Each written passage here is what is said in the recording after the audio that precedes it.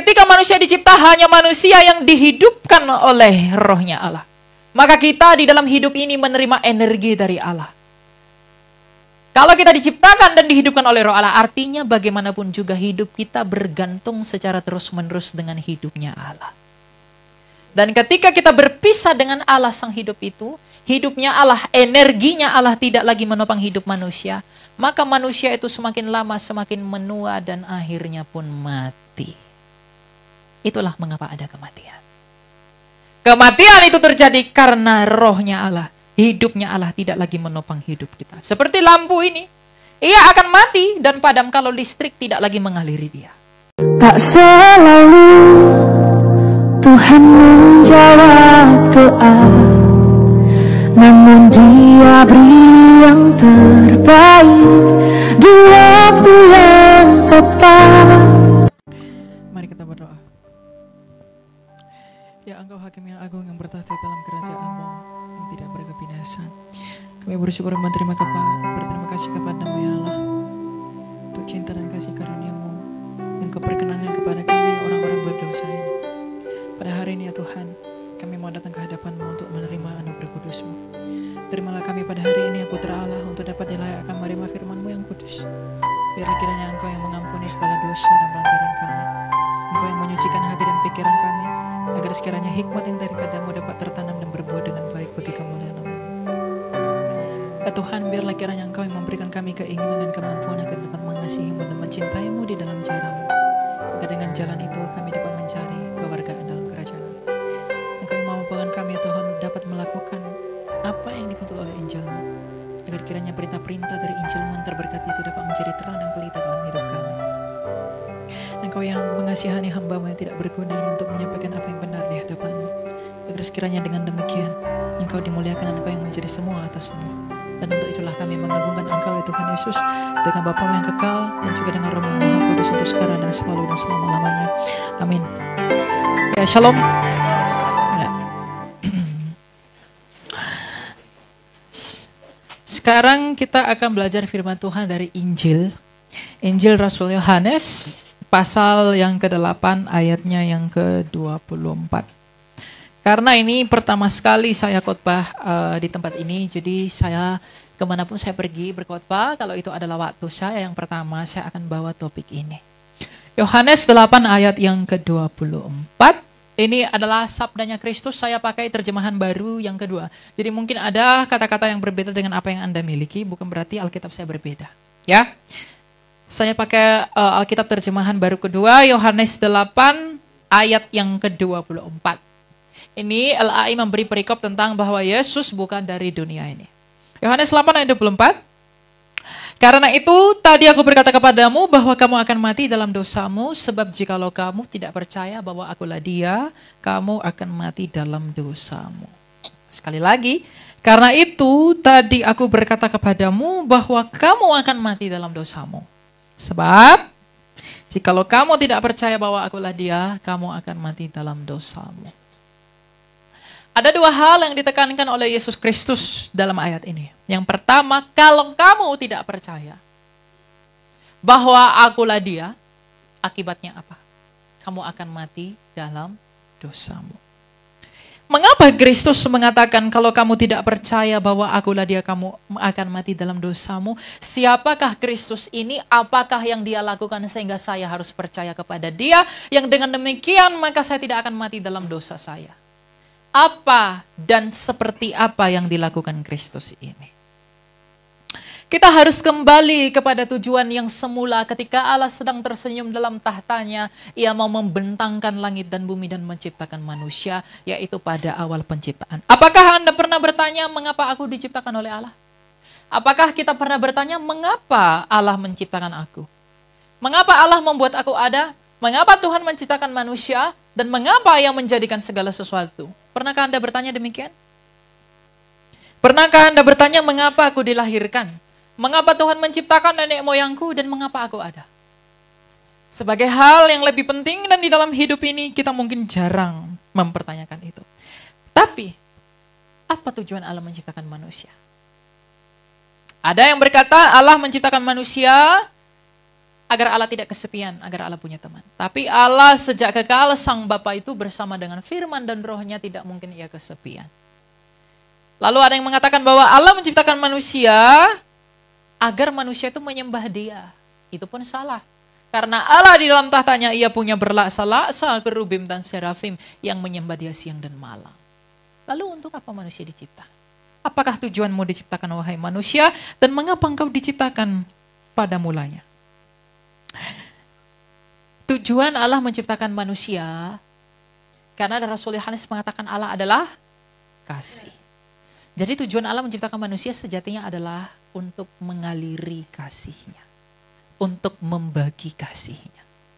Jadi manusia dicipta Allah bukan untuk menyembah Allah, bukan untuk juga menemani Allah, tapi manusia diciptakan Allah karena ia begitu kasih sehingga ia ingin menciptakan manusia agar manusia itu menikmati kasih-Nya.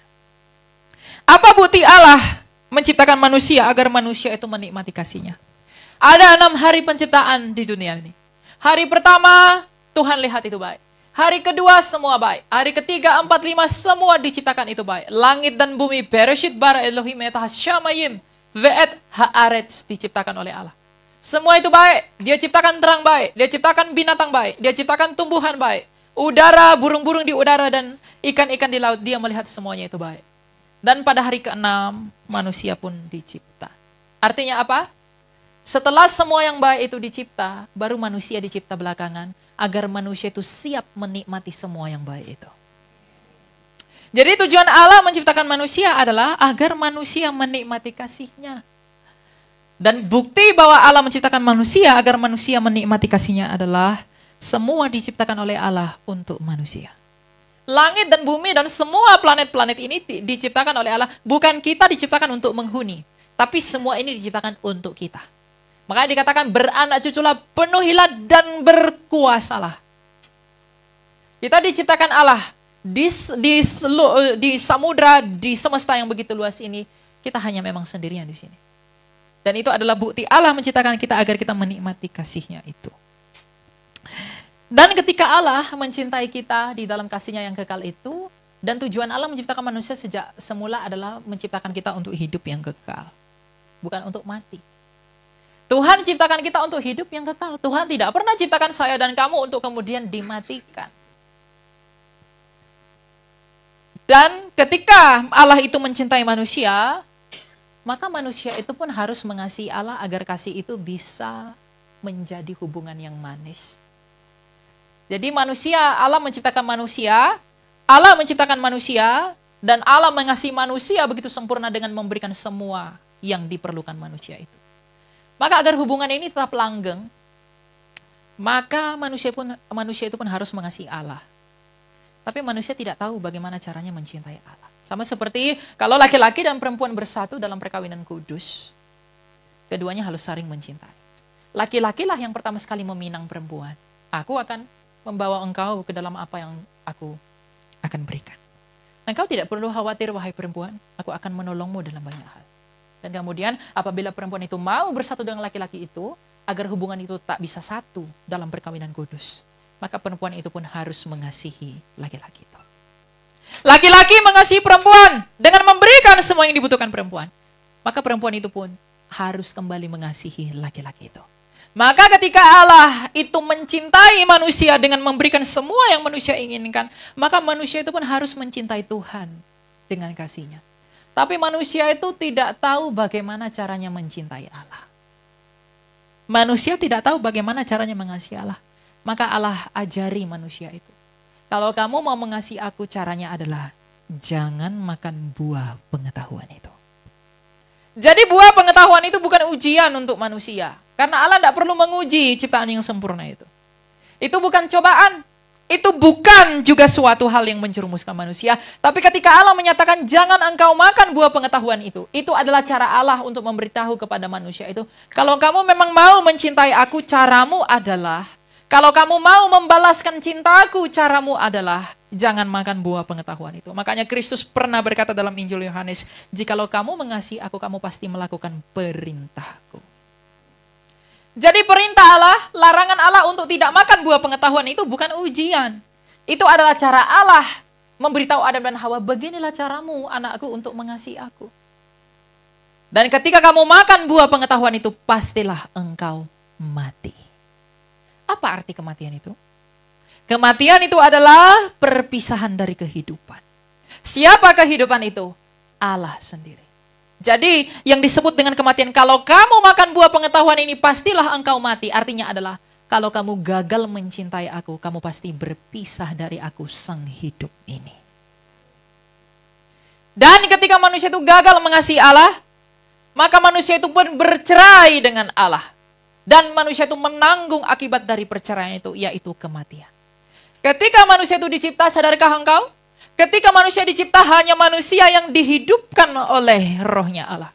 Maka kita di dalam hidup ini menerima energi dari Allah.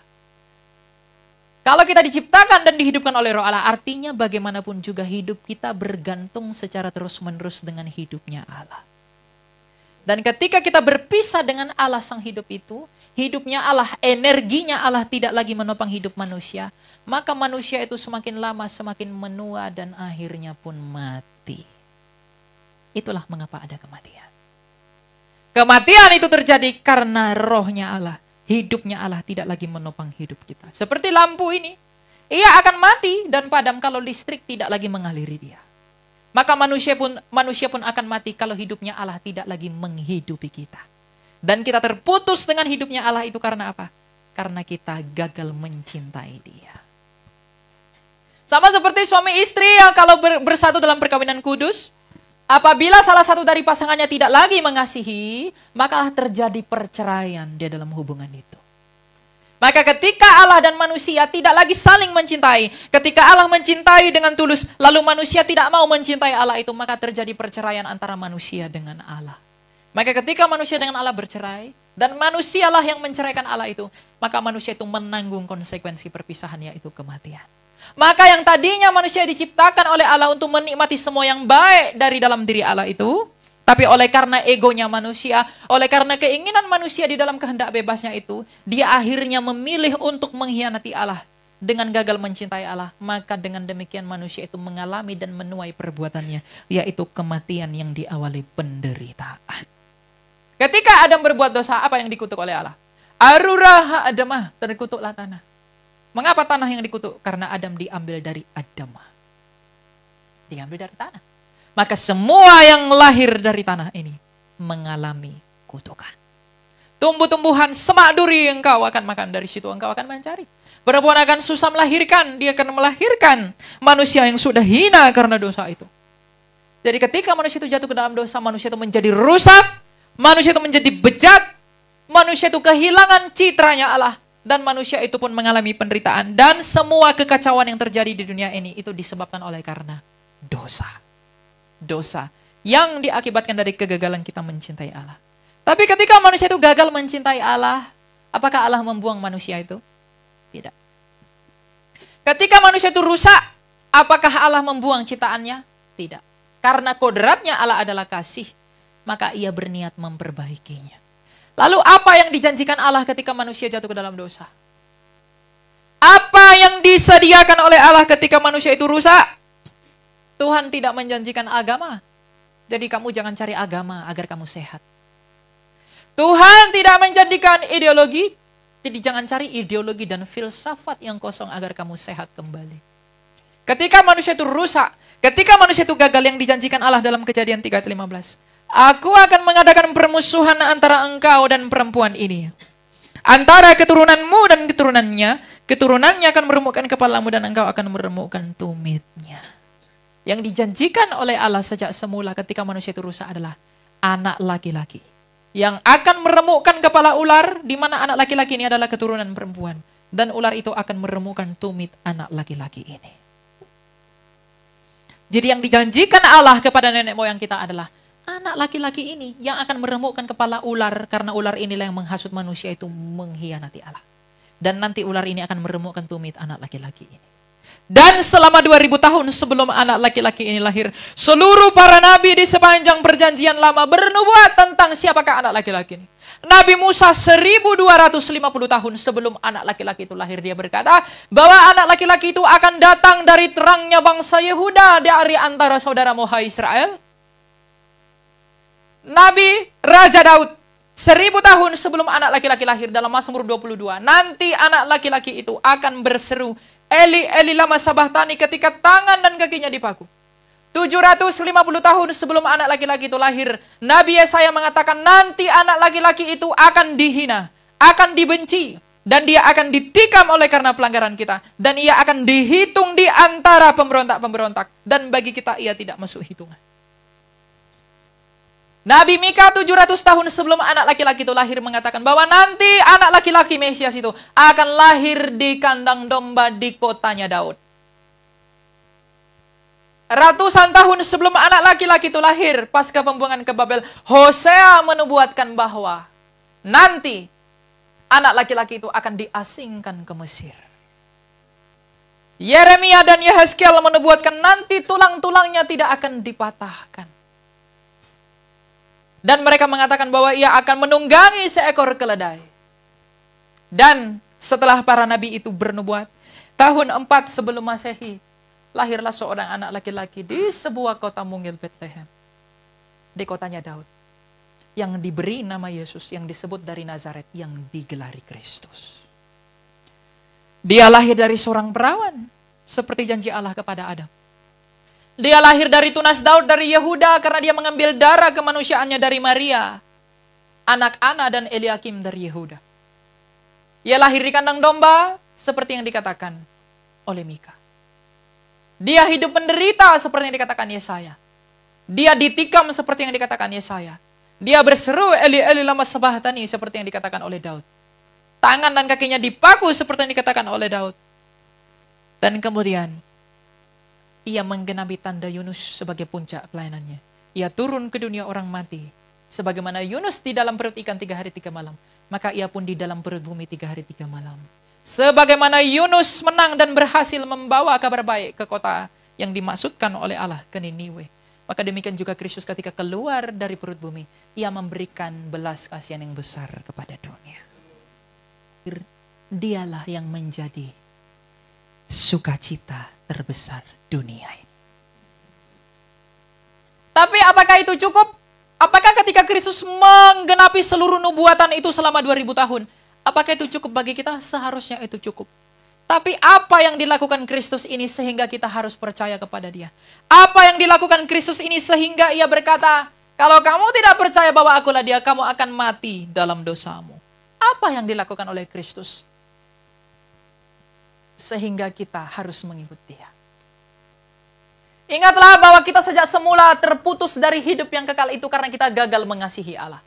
Kita terputus dari Allah, kita berpisah, kita bercerai dari Allah karena kita gagal mengasihi Allah. Dosalah dan kegagalan kitalah mengasihi Allah yang membuat kita berpisah dari Allah. Dan akibat dari dosa itulah yang membuat kita mengalami kematian. Maka agar kembali kepada hidup yang kekal itu, Kristus melakukan 2 hal. Dia melunasi dosa dan dia mengalahkan. Bagaimana cara Kristus melunasi dosa? Karena dosa adalah hatah dalam bahasa Ibrani. Hatah adalah hutang. Kita berhutang apa kepada Allah? Kita berhutang kasih kepada Allah. Maka Kristus untuk melunasi hutang kita itu, Kristus mengasihi hutang kasih kepada Allah dengan cara Ia taat sampai mati di kayu salib. Dengan demikian ia sempurna mengasihi Bapaknya. Maka dengan kesempurnaannya mengasihi Bapaknya, ia berhasil melunasi utang kita ketika kita gagal mengasihi Sang Bapa itu. Maka hutang dosa dilunasi di dalam ketaatan Kristus. Makanya Rasul Paulus dalam surat Roma dikatakan, oleh ketidaktaatan satu orang kita berdosa, tapi oleh karena ketaatan Kristus kita dibenarkan. Jadi dosalah hutang kita, yaitu kasih kepada Allah yang membuat kita mati. Tapi Kristus dengan sampai mati di kayu salib, Ia menunjukkan kasih-Nya yang sempurna kepada Bapaknya. Dengan demikian, Ia melunasi apa yang tak dapat kita lunasi. Tapi selain melunasi hutang dosa dengan berhasil mengasihi Bapaknya, untuk menutupi kegagalan semua manusia mengasihi Bapa. Apa yang dilakukan oleh Kristus? Ia mengalahkan akibat dari kegagalan itu. Karena kegagalan itu mengakibatkan kematian, maka Kristus mengalahkan kematian. Bagaimana cara Kristus mengalahkan kematian? Kematian itu, ia merusak, ia menghancurkan kuasa kematian itu. Dan bukti bahwa ia berhasil dan menang atas kematian itu, ia bangkit pada hari ketiga. Dan ketika ia bangkit pada hari ketiga, ia mau memberitahu dunia ini, di manakah sengatmu maut? Jadi dia ketika bangkit, dia mau memberitahu kamu dan saya. Wahai Elia, wahai anak-anakku, sejak semula aku menciptakan engkau untuk hidup yang kekal. Tapi sekarang engkau telah rusak oleh karena kejahatanmu. Karena kegagalanmu mengasihi aku, mengasihi Bapa, kamu telah mengalami semua dosa ini dan penderitaan ini. Jadi jikalau kamu mau kembali kepada hidup yang kekal itu, percayalah kepadaku karena aku telah melunasi kegagalanmu dengan keberhasilanku mengasihi Bapa. Dan aku telah mengalahkan apa yang membuat kamu merasa takut, yaitu kematian. Jadi ketika Kristus melunasi dosa dan ia mengalahkan kematian, maka pintu kekekalan terbuka kembali di dalam dia. Maka benarlah Yohanes 3:16, karena begitu besar kasih Allah akan dunia ini, sehingga ia mengaruniakan anaknya yang tunggal, supaya setiap orang percaya kepadanya tidak binasa, melainkan beroleh hidup yang kekal, yang dihalangi oleh karena hutang dosa, dan dihalangi oleh karena kematian itu, dibuka kembali di dalam keberhasilan Kristus melunasi hutang dosa dengan keberhasilannya mengasihi Bapa, dan mengalahkan kuasa iblis dan kematian itu. Dengan demikian di dalam dia, hidup yang kekal itu dibuka kembali. Jadi di dalam dialah kita dapat memperoleh hidup itu.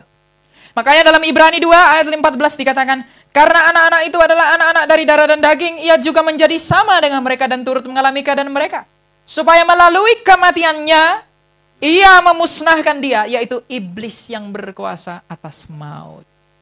Jadi kalau orang tanya, Tuhanmu kan mati, dia nggak bisa selamatkan dirinya dari salib. Ngapain kamu percaya dia? Dia bukan mau selamatkan kita dari salib. Dia mau selamatkan kita dari kematian. Salib itu adalah caranya dia untuk masuk kepada kematian itu. Dan ketika ia sampai dalam kematian itu, ia meremukkan, ia menginjak-injak kematian itu. Lalu mengeluarkan kita dari kuasa kematian kekal itu dengan bangkit sebagai pemenang. Maka ketika demikian itu, maka pengharapan kepada hidup yang semula sebagaimana kita diciptakan, itu dibuka kembali. Di dalam Kristus. Jadi sadarilah hal ini. Bahwa sejak semula ada keagamaan atau kepercayaan mengatakan Tuhan memang udah takdirkan kita untuk mati. Untuk apa Tuhan menciptakan kamu? Untuk dimatikan. Itu untuk apa? Allahnya orang Kristen tidak pernah cipta manusia untuk dimatikan. Allah kita, dia adalah sang hidup. Dia sejak semula menciptakan kita untuk, bukankah kita dicipta menurut gambar dan rupanya? Kalau dia adalah sang hidup, maka kita dicipta menurut dia untuk hidup. Lalu mengapa ada kematian itu? Karena dosa. Maka Kristus datang melunasi dan mengalahkan dosa itu. Sehingga kepada hidup yang kekal itu dibuka kembali di dalam dia. Inilah tujuan Allah. Mengapa dia menciptakan kita. Maka benarlah kata Kristus. Kalau kamu tidak percaya bahwa aku adalah dia, kamu akan mati dalam dosa. Itu menjadi benar karena apa? Karena tak seorang pun yang melunasi dosa. Dan tak seorang pun yang mengalahkan dosa selain daripada Yesus Kristus itu sendiri. Maka Kristus pernah berkata, di luar aku, engkau tak dapat berbuat apa-apa. Tidak bisa. Kenapa? Karena hanya aku yang dapat mengalahkan apa yang paling kau takuti. Kematian. Jadi kalau ada anak-anak muda, meninggalkan Kristus demi harta, demi kekayaan, demi pacar, demi manusia, demi harta, demi jabatan. Renungkan satu hal. Alexander Agung, Ptolemy, begitu kaya raya. Herodes Agung begitu kuat. Fir'aun begitu kaya. Kekaisaran Roma, Pontius Pilatus yang sangat berpengaruh, dia punya kuasa mendakwa Mesias. Pemimpin Media Persia, pemimpin kerajaan Babilonia. 4 kerajaan terkemuka di semesta ini. Babilonia, Media Persia, Yunani, bangsa Gerika, dan juga bangsa Romawi. Di manakah mereka orang kuat, orang kaya, dan orang yang sangat pintar ini sampai hari ini? mereka di bawah kakimu, di dalam tanah. Jadi kalau engkau mengejar kekayaan, engkau mengejar pengaruh, engkau mengejar jabatan, engkau mengejar wanita, engkau mengejar pria, engkau akan bernasib sama dengan mereka yang telah memiliki itu terlebih dahulu. Di dalam tanah. Tapi Yesus Kristus telah mengosongkan kuburannya dan membungkam maut itu. Sehingga kalau kamu cari uang, lalu tinggalkan Kristus. Kamu cari pengaruh, lalu tinggalkan Kristus. Apa yang bisa engkau perbuat dengan uangmu? Apa yang bisa engkau buat dengan kekuasaanmu? Apa yang bisa engkau buat dengan kebijaksanaanmu? Karena semua orang pintar dalam filsafat Yunani, Aristoteles, Plato, dan para filsuf yang lain, di manakah mereka yang mencari kebenaran di dalam cara berpikir dan filsafat mereka? Sampai hari ini mereka masih di dalam kematian. Jadi kalau kamu cari semua itu dengan meninggalkan Kristus, engkau akan bernasib sama dengan mereka yang telah mati sampai hari ini. Dan dunia tidak sadar ini. Dunia berpikir, aku hidup hanya sekali, aku toh akan mati, aku nikmati hidupku ini, apapun ku lakukan. Batinnya, nusnya, itu ditutupi oleh hal-hal hikmat yang ada di dunia ini.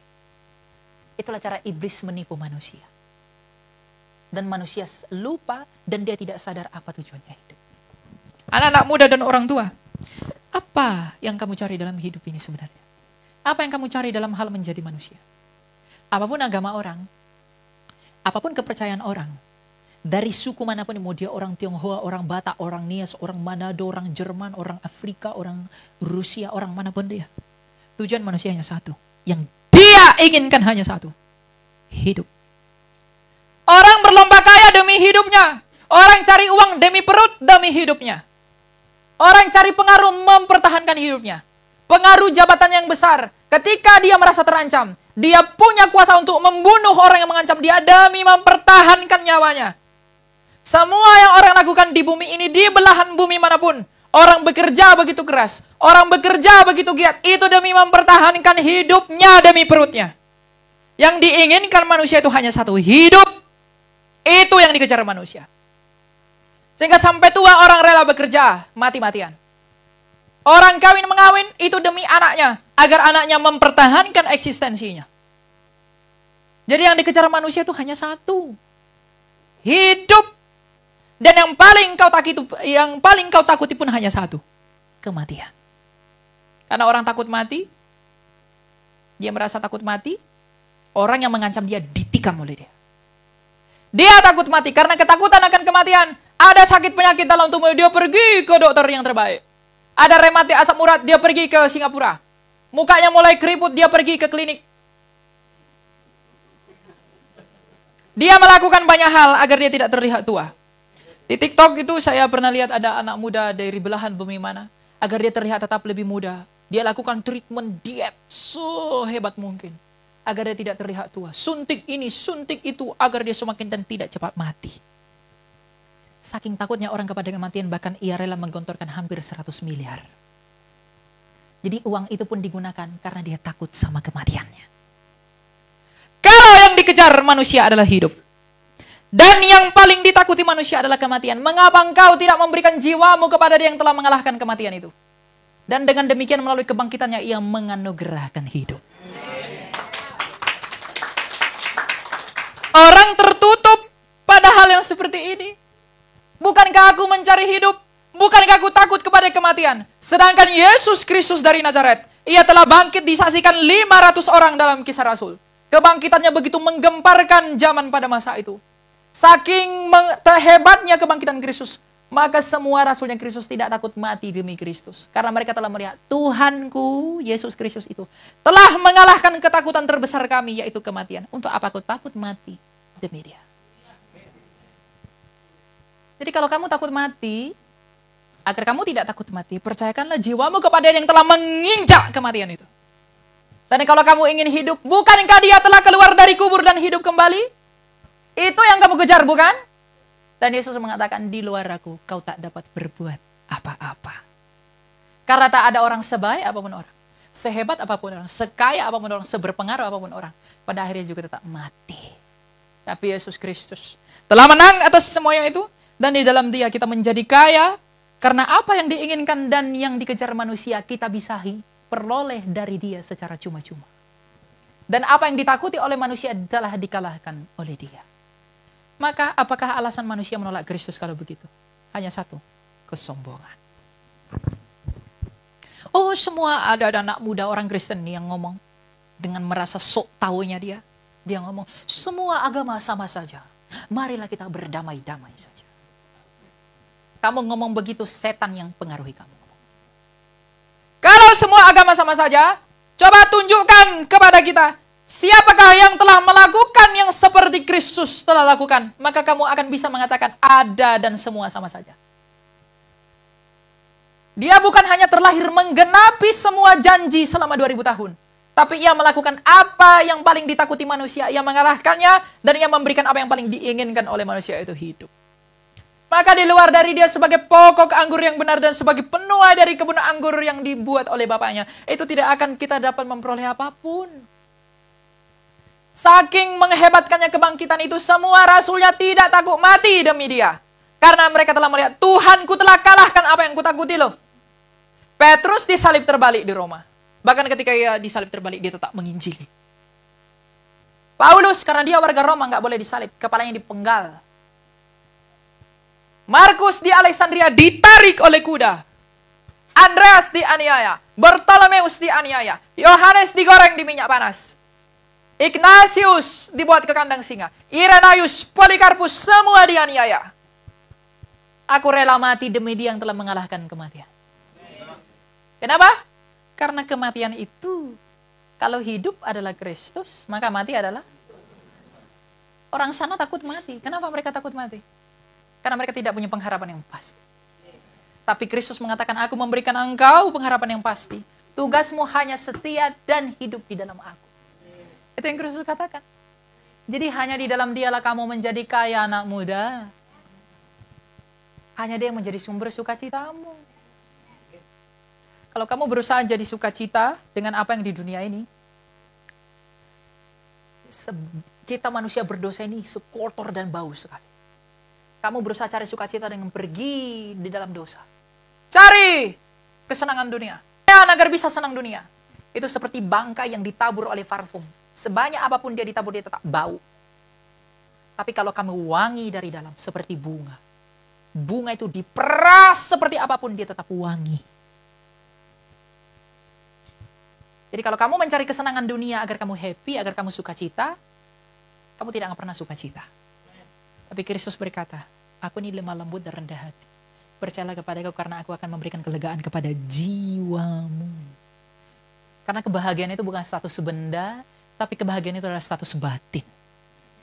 Di dalam Kristuslah batinmu bisa pulih. Karena apa?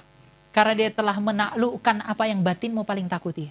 Dan ia telah menganugerahkan apa yang batinmu inginkan.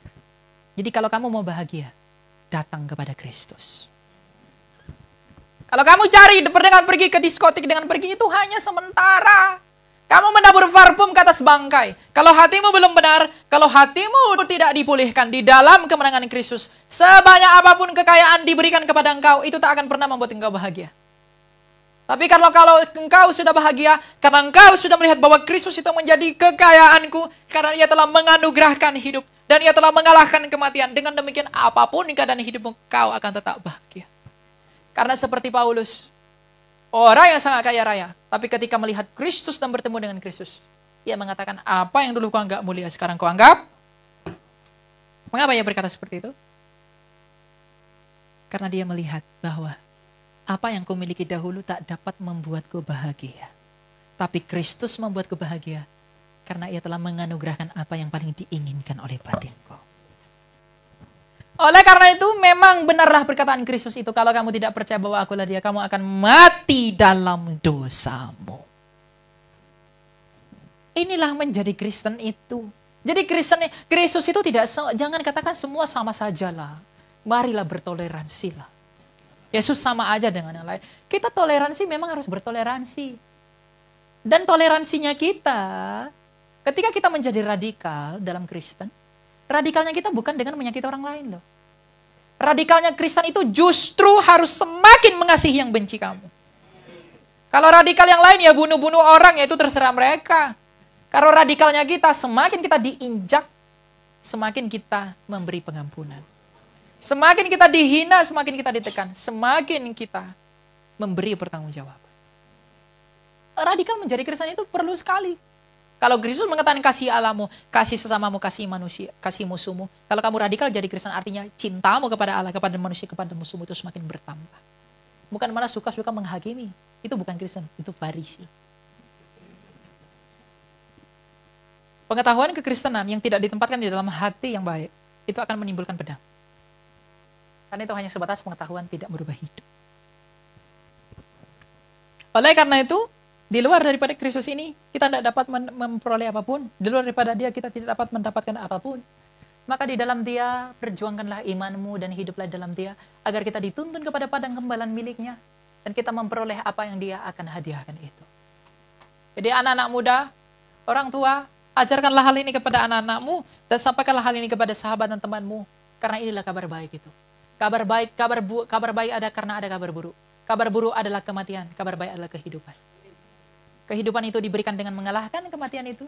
Dan di dalam kehidupan itu, Ia pun bersabda, akulah jalan dan kebenaran dan hidup. Kalau yang kau inginkan adalah hidup, percayakan dirimu kepada hidup. Inilah yang membuat kamu kaya. Jadi kalau kamu jadi Kristen, masih takut mati, takut sakit, takut miskin, imanmu masih palsu. Kalau kamu masih takut mati, takut miskin, takut apapun, imanmu masih palsu. Enggak peduli kamu mau nyanyi di sini berapa ribu kali. Kalau kamu masih takut 3 hal itu, imanmu masih palsu. Rasul Yohanes mengatakan, di dalam kasih yang sempurna tidak ada ketakutan. Iman, pengharapan, dan kasih yang terbesar di antaranya adalah kasih. Karena kita mengasihi Allah lah, maka kita beriman kepada Dia. Seperti kata Rasul Paulus kepada Galatia. Karena kita mencintai Dia, maka saya beriman kepada Dia. Apa yang dikatakan Dia? Jangan takut, jangan takut, jangan takut. Jadi kalau kau masih takut, artinya kau tidak mencintai Dia, maka imanmu tidak ada, maka kau pun tak akan selamat. Jadi kalau kamu masih takut 3 hal itu, imanmu itu kosong dan palsu. Percuma kamu doa, apa buah dari doamu? Percuma kamu nyanyi, apakah buah dari nyanyianmu itu? Sebab burung-burung pun bisa menyanyi. Batu-batu pun Tuhan bisa buat nyanyi. Yang Tuhan inginkan itu adalah engkau mempercayakan dirimu sepenuhnya kepada Dia. Karena ketika kita mengasihi Allah dengan sempurna, ketika ketakutan kita tidak ada, kita memiliki iman, dan di dalam iman itu kita punya pengharapan. Karena kasih yang sejati, Pauluslah membuat dia tetap dalam iman, maka dia selamat. Paulus pergi ke Roma, pergi ke Tesalonika, pergi ke Galatia, pergi ke Efesus, kemanapun dia pergi tanpa ketakutan. Dia jalani mengembara dari seluruh padang gurun. Karena cintanya kepada Kristus, dengan demikian ia beriman, dan dengan demikian ia memiliki pengharapan, dan ketika ia mati, dia selesai bertanding dengan baik. Jadi kalau kita masih takut mati, anak-anak muda juga, kalau kamu masih takut mati, takut miskin, takut menderita, imanmu itu masih palsu. Ada anak muda berkata seperti ini, belum saatnya aku berpikir begitu, Elia. Kenapa? Aku masih muda, masih banyak harus kucari dan lain sebagainya. Jangan hibur dirimu dengan seperti itu. Sebab banyak lebih muda dari kamu sudah mati. Banyak orang lebih muda dari saya sudah mati. Dan terlambat, habislah sudah. Jadi anak muda jangan menghibur dirinya seperti itu. Aku masih muda, aku masih perlu mencari ini, mencari itu. Lalu ketika dia sibuk mencari itu, lalu maut dan nyawanya diambil dan tercabut hari itu juga. Kemanakah engkau pergi? Jadi anak-anak muda, contohlah Timotius. Timotius adalah uskup agung yang muda sekali, dipilih oleh Kristus melalui Paulus sebagai anak rohaninya untuk melayani di usia yang 20-an tahun. Tirulah dia. Karena anak muda ini masa depan dari gerejanya Kristus. Kalau anak mudanya salah dalam berpikir dalam hal mengikut Kristus, apalagi teologi kemakmuran, itu rusak sekali. Dengan menjadi pengikut Yesus, kita akan sejahtera. Kita akan kaya. Nggak mungkin sakit. Nggak mungkin ini. Lalu ketika kamu mengalami semuanya itu, maka imanmu hilang kan? Binasalah engkau. Justru sebenarnya karena kita kasih kita kepada Kristus membuat kita tidak takut atas apapun. Kalau Dia izinkan kita hal apapun yang terjadi, justru itu kebanggaan kita. Kenapa? Karena Dia percaya pada kamu. Rasul Paulus berkata, semua pencobaan yang kita alami tidak melampaui kemampuan kita. Kalau dia izinkan kita menderita, dia izinkan kita teraniaya, dia izinkan kita disakiti, artinya dia percaya kepada kita. Jangan hianati kepercayaan Allah dengan protes kepada dia. Jadi kalau kamu bersungut-sungut, kamu marah-marah, kamu makin meninggalkan Kristus dengan demikian, artinya memang kamu tidak mengasihi dia, dengan demikian kamu tidak beriman, maka pengharapan hidup tidak ada dalam kamu. Sulit dia jadi Kristen ya? Sulit. Yang ngomong, aku udah dibaptis, aku pasti selamat. Jangan dulu. Kristus yang sudah selamat. Dia yang sudah memberikan keselamatan. Kita belum. Keselamatan itu proses dalam hidup ini. Mana ada perintah seperti Yesus? Ikutlah aku, juallah semua milikmu. Ikutlah aku. Nah kalau sekarang saya suruh, jual semua milikmu, ikut Kristus. Rela enggak? Belum tentu. Saya aja belum tentu. Meskipun saya enggak punya apa-apa loh. Ya kan? Belum tentu. Tapi kalau kita mencari itu, kalau dikatakan cari dahulu kerajaan Allah, maka semua ditambahkan ke.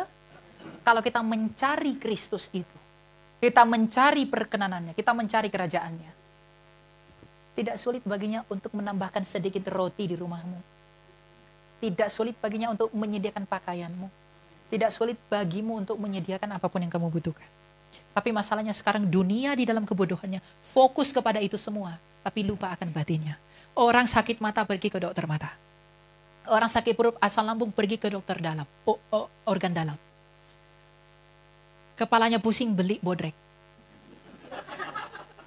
Kakinya sakit, beli obat. Kenapa? Ketika tubuhnya terganggu, dia begitu peduli. Ketika tubuhnya sakit, ia begitu peduli untuk obatinya. Tapi jiwanya yang sakit tidak dipedulikan. Padahal sejak semula jiwa yang sakitlah yang membuat kematian tubuh. Karena kita gagal mencintai Allah di dalam roh, maka tubuh kita pun mengalami kematian itu, bukan? Sekarang orang berlomba-lomba mengobati tubuh tapi melupakan jiwa. Ya kita semua sakit jiwa loh. Kita ini semua sakit. Kenapa kita sakit? Karena dosa. Jadi betapa baiknya Allah itu sebenarnya. Allah itu tidak pernah salah. Kitalah yang selalu salah memahami dia.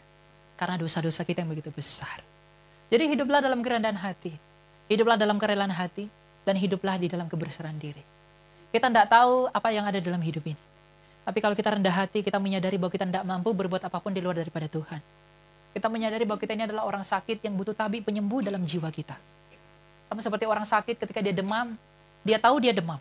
Ketika dia demam, dia merelakan dirinya kepada dokter, dan dengan demikian ia berserah untuk diobati. Maka ketika kita sadar bahwa jiwa kita sakit, kita ini adalah orang-orang yang butuh dipulihkan, kita harus datang kepada dia dengan rela kepada tabib itu, agar jiwa kita dipulihkan oleh dia. Dan dengan demikian kita menyerahkan diri kita kepada dia. Kalau kita hidup dengan cara yang demikian, maka tangan Tuhan itu selalu memikirkan keselamatan kita. Dia tidak pernah pikirkan keuntunganmu. Ingat, Tuhan tuh tak pernah pikirkan keuntunganmu. Dia selalu pikirkan keselamatanmu. Jadi kalau Tuhan bawa kita kemanapun, itu demi keselamatan. Sebab rancangan-rancangan dia adalah rancangan yang mendatangkan damai saja, bukan rancangan keuntungan. Keselamatan. Karena apa yang menguntungkanmu itu bisa membuat kamu dalam bahaya. Ubah mindset kekristenan kita itu harus dirubah. Kalau kita diselamatkan oleh iman, adakah yang harus kita kejar selain daripada kemurnian iman itu? Tidak ada. Dan kemurnian iman itu hanya harus didapatkan oleh satu hal. Penderitaan. Air mata itu menyuci hati. Air mata itu menyuci hati.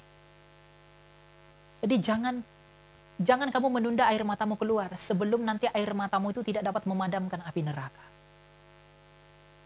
Jangan kamu menunda air matamu keluar sebelum air matamu keluar dan itu tidak berguna nanti. Jangan tunda air matamu keluar sebelum air matamu keluar itu nanti tanpa arti. Karena di dalam penganiayaan kelak, di dalam siksaan kelak, air mata itu tidak akan berguna. Tapi hari ini, air mata berguna untuk menyucikan jiwa. Jadi menangislah mengakui dosamu. Menangislah bersujud kepada Tuhan. Aku ini terlalu sombong Tuhan. Aku ini terlalu congkak. Aku ini terlalu merasa bahwa aku bisa berbuat apa-apa. Aku ini mengabaikan Engkau dalam rencanaku. Aku ini melakukan apa yang tidak Engkau sukai. Engkau sibuk memikirkan hal yang baik. Tapi aku sibuk membalaskan yang baik itu dengan sibuk memikirkan kenikmatan dosa. Bukankah kita ini terlalu jahat terhadap Allah? Allah sibuk melakukan hal yang baik, tapi kita sibuk marah-marah untuk apa hal yang baik itu. Bukankah sebenarnya kebutaan dan kebodohan kita yang membuat kita gagal paham kepada Dia? Yang dengan demikian mengetahui fakta itu, bukankah berserah diri adalah satu-satunya cara kita untuk hidup? Jadi Kristen itu nggak gampang Bapak Ibu. Sulit. Tapi jangan kesulitan itu yang membuat kita tidak mau berjuang. Tapi justru kesulitan itulah yang membuat kita tetap mau setia menanti pengharapan itu. Kalau kamu beringat kerajaan Allah itu adalah upah kan? Kristus berkata, aku datang segera dalam Wahyu 22. Aku datang segera membalaskan upahku. Upahnya Yesus Kristus itu bukan piring cantik. Bukan. Upahnya Yesus Kristus adalah kerajaan Allah, hidup yang kekal. Upah itu hanya diberi bagi mereka yang bekerja, bagi mereka yang bertanding. Jadi kalau hidupmu sekarang tidak bertanding, hidupmu sekarang tidak bekerja demi kerajaan Allah, maka engkau tidak akan mendapat upah. Bahkan sekalipun saya berkhotbah, sekalipun saya memberitakan Injil, tapi kalau saya tidak mengusahakan pertobatan demi berkenan ke hadapan Kristus itu, saya pun akan dibuang oleh Kristus. Kristus pun akan berkata, I don't know who you are. Saya tidak kenal kamu. Jadi hidupilah kekristenanmu dengan benar. Ubah mindsetmu. Sekarang dunia ini, iblis itu nggak bekerja dengan cara yang kontras. Dia bekerja dengan hal yang mirip-mirip. Kalau iblis itu tunjukkan taringnya, giginya, apa segala macam, kamu takut, kamu nggak akan ikut dia. Dia buat dirinya tampan, ganteng, gagah. Dia buat dirinya cantik, meliuk-liuk. Oh ya, biar ada yang terhasut kan? Isabel dengan Daud, coba. Tergoda kan dia? Salomo, tergoda nggak dia? Raja Ahab, tergoda nggak dia? Itu bukan bentuknya yang seram, cantik itu. Tapi dibawa kepada jalan yang sah. Nah, karena hal inilah kita menyadari kita buta, kita meminta hikmat dari Allah. Maka atas nama kelemahan kita, karena kalau kita tahu hanya Kristus yang dapat menyelamatkan kita, karena Ia telah menaklukkan apa yang paling kita takuti, dan Dia menganugerahkan apa yang kita inginkan dalam hidup ini, yaitu kehidupan itu, maka kita harus mempercayakan diri kepada Dia. Dan setelah kita mempercayakan diri kepada Dia, mari hidup menurut apa yang Dia mau. Agar pada akhirnya kita diperkenankan, masuklah dalam perjamuanku. Datanglah di dalam kerajaan. Adakah hal yang lebih berbahagia selain daripada bertemu penciptamu sendiri? Tidak ada. Nggak ada loh. Ada seorang laki-laki dengan perempuan pacaran LDR. Satunya di benua utara, satunya di benua selatan. Lama sekali tidak ketemu. Ketika ketemu pasti saling merindukan dan pasti sangat kangen. Dan ketika bertemu mereka begitu bahagia bukan? Itu aja dengan sesama manusia, apalagi dengan Allahmu sendiri. Nah, orang tidak mau mengejar ini. Kenapa? Mereka berpikir ini kebohongan. Mereka berpikir ini bukan hal yang nyata. Dan mereka mengatakan seperti itu karena mereka menipu diri mereka sendiri. Tidak sadar apa yang dicari batinnya. Dan tidak sadar apa yang ditakuti oleh batinnya. Yang dengan demikian ia tidak memberi dirinya kepada Dia yang telah mengalahkan dan memberikan hal itu.